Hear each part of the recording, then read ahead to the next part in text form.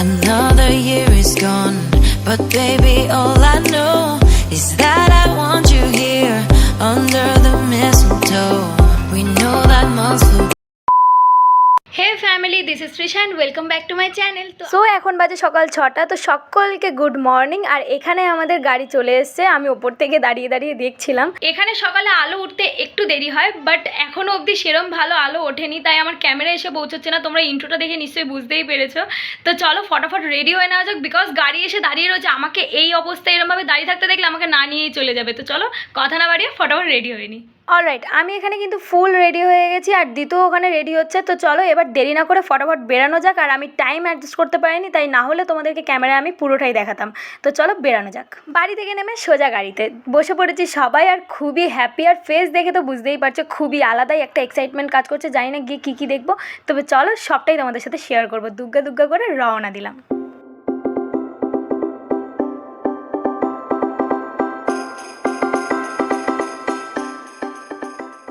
বেশ অনেকটা পথ আসার পর ফাইনালি আমরা ডিসাইড করলাম কোথাও একটা দাঁড়িয়ে একটু রেস্ট নিয়ে। সকালের টিফিনটা আমরা করিনি, তো এখানে দাঁড়িয়ে করব ডিসাইড করেছিলাম। আর আজকে সবথেকে স্পেশাল জিনিস যেটা, আঙ্কেলের জন্মদিন, মানে আমরা যে বাড়িতে থাকি সেই বাড়ির আঙ্কেলের জন্মদিন।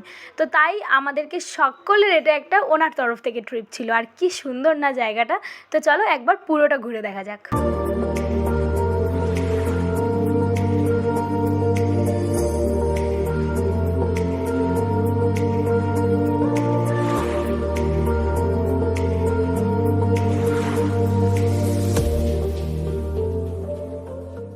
আসার পর থেকে জায়গাটা কিছুটা কাইন্ড অফ সুন্দরবন লাগছে, জানি না কেন। এখানে আমি বাঘ আর নৌকোটা হয়তো দেখিনি, বাট ভিউটা কিছুটা কাইন্ড অফ সুন্দরবন লাগছে। তোমাদেরও কি তাই মনে হচ্ছে? অবশ্যই কিন্তু আমাকে কমেন্টে জানিও।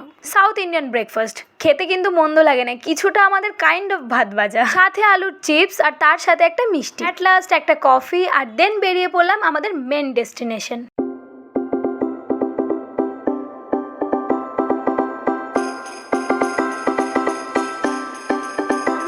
On the way of Shimoga হঠাৎ আমাদের চোখে পড়লো এই ছোট্ট ফলসটা। কি দারুণ না? এটা যেন আরো বেশি অ্যাট্রাকটিভ লাগছিল এই ছোট্ট ছোট্ট ফুলগুলোর জন্য। এই ঝর্ণার জলটা কিন্তু খাওয়াও যায়, আমিও কিন্তু টেস্ট করেছি, মন্দ নয়। দিকে মেঘলা আকাশ, ঝর্ণার জল, আর মেঘে ঢেকে যাওয়া পাহাড়ের জঙ্গলগুলো, স্নিগ্ধময় পরিবেশ, আহা আর কি চাই। কত যাই বলি না কেন, পাহাড়ে কিন্তু একটা আলাদাই ম্যাজিক আছে। সব থেকে বেশি ইন্টারেস্টিং ব্যাপার হলো প্রায় 1 থেকে 2 কিলোমিটারের মধ্যে তোমরা প্রায় অনেক ফলস দেখতে পাবে। যেমন দেখো না, এখানে একটা ফলস, তো পাশেই আর একটা ফলস।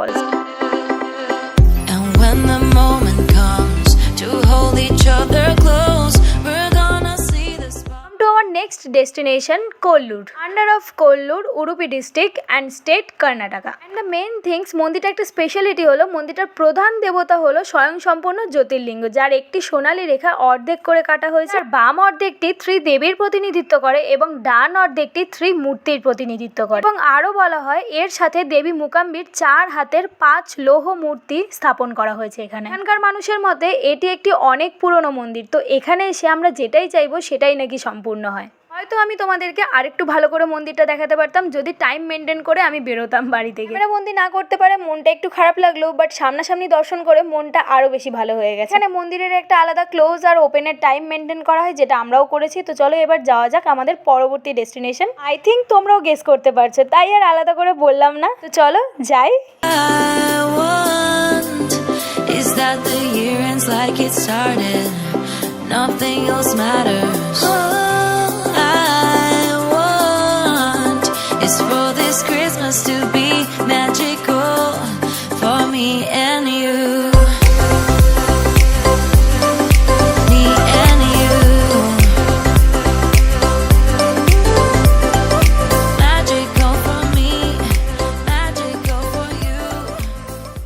ফাইনালি 2 ঘন্টা পর আমরা কিছুটা হলেও সামনাসামনি এসে পৌঁছালাম। এই প্লেসটাকে নিয়ে কিন্তু আমার বেশ এক্সাইটমেন্ট চলছে মনের ভেতরে। আমি জানি না ঠিক কতক্ষণে পৌঁছাবো, বাট পৌঁছানোর পর আমার ফেসটা তো তোমাদের অবশ্যই দেখাবো। যেহেতু পাহাড়ি রাস্তা, তাই কিছুটা পথ যেতে না যেতেই পড়ে যায় অনেক লম্বা একটা জ্যাম। একবার জ্যাম পড়ে গেলে ব্যাস 1 ঘন্টা। আমার একটা সুপ্ত স্বভাব, কোথাও গেলেই সেখানকার কি স্পেশাল সেটা দেখার জন্য আমার মনটা একটু বেশি ব্যাকুল হয়ে থাকে। লাইন দিয়ে প্রত্যেকটা দোকানেই দেখলাম এখানে সকলেই কেউ সুইট কর্ন খাচ্ছে বা কেউ দোকান থেকে মশালা কর্ন নিচ্ছে। তাতেই বুঝলাম এটা একটু এখানকার ফেমাস খাবার বলাই যায়। 10 টাকা 10 টাকা 10 টাকা, মাথা পিছু 10 টাকা দিয়ে টিকিট কেটে আমরাও ঢুকে পড়লাম সেই ফেমাস জায়গা যেটা দেখার জন্য আমরা এতদিন ধরে অপেক্ষা করছিলাম। আর কিছুই না, এই 4টে ঝর্ণা মিলিয়ে এই যোগ ফলসটা 830 ফিট উচ্চতার, one of the third highest waterfall in the India and is view point located in the Shimoga district. আর এখানে আসার জন্য সব থেকে বেস্ট টাইম হলো এই মনসুন। এই সময় ঝর্ণার জল এবং স্রোত দুটোই কিন্তু খুব বেশি থাকে। এবার আসা যাক ঝর্ণার নাম। তো প্রথম যে বড় ঝর্ণাটা তার নাম হলো রাজা এবং পরেরটা রানী। পাশাপাশি দুটো ঝর্ণার নাম, একটা রোরো আর একটা রকেট। সিরিয়াসলি এটা দেখার পর আমার চোখ কিন্তু এখানেই আটকে গেছে।